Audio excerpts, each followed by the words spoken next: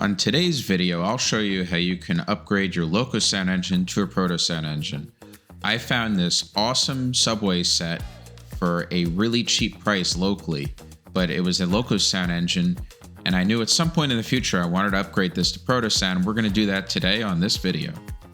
So the first thing to discuss is what actually is Locosound. Locosound is MTH's budget offering when they first released Protosound 2 around 2001. And Locosound gave you things like speed control, but not all of the audio features like station stop announcements for subways, or things like squealing brakes and all of those other special effects. Additionally, Locosound didn't give you things like marker lights and any sort of advanced lighting features like that. While it was cheaper than Protosound, generally Locosound was not well received, and it sort of died out from MTH's offerings around 2002, 2003. It was only offered in Rail King items. It wasn't offered in Premier items anyway.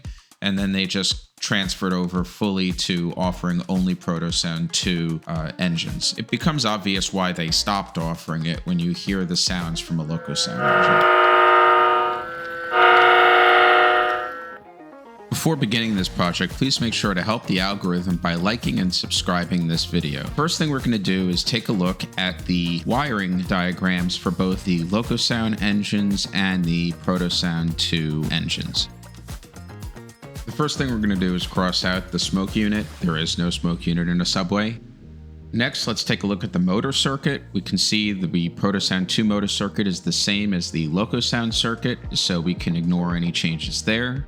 If we take a look at the track power in connector and the tachometer connector, it's the same there as well between the Locosound and Protosound 2, so we don't need to do anything there. The next thing we're going to take a look at is the 12-pin connector. This has both the lighting and the sound switch as well in the speaker, and we're going to compare pin by pin if there's any differences between the two.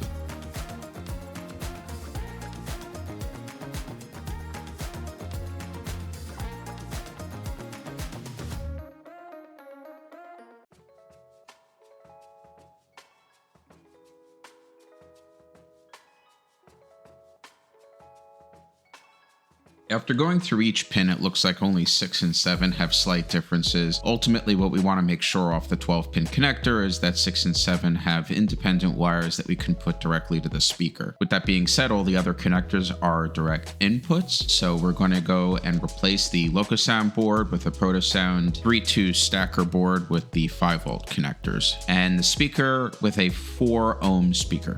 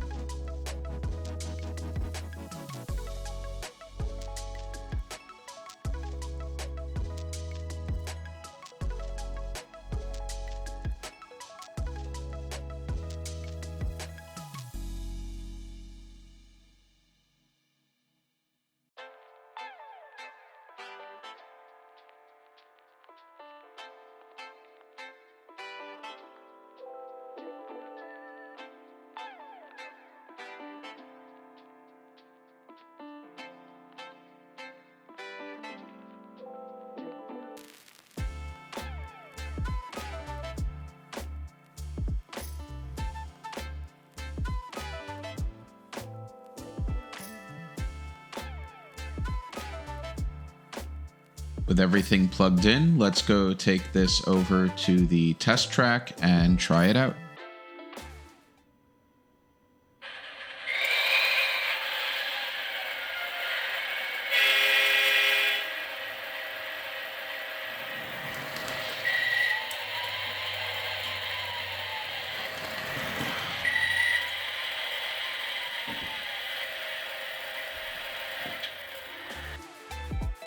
I closed the subway up, and now we're ready to flash the chain file and the sound file. The way we proceed here is if we were doing any other Protosound 2 board replacement, we go to the MTH Parts and Sales website, look at the stacker chain document, which will tell you which chain files to use based off the product model. In this case, we're going to use the product model of the Protosound 2 version for this subway, which will naturally tell us to flash the board with the subway and trolley chain file. All the links to the MTH Parts and Sales website, as well as where you can get the chain files, are in the description of the video below.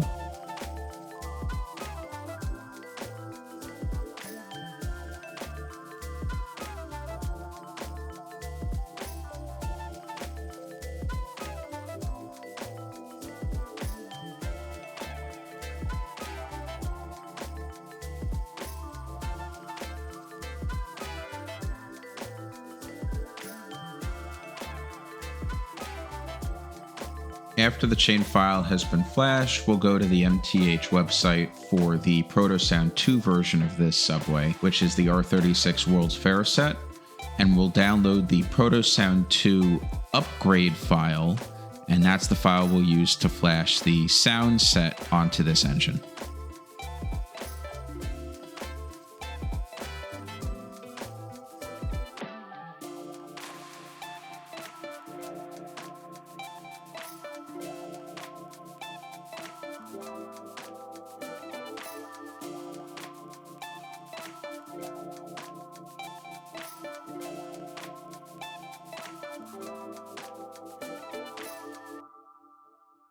With the sound file uploaded to the board, let's test it out on the test track.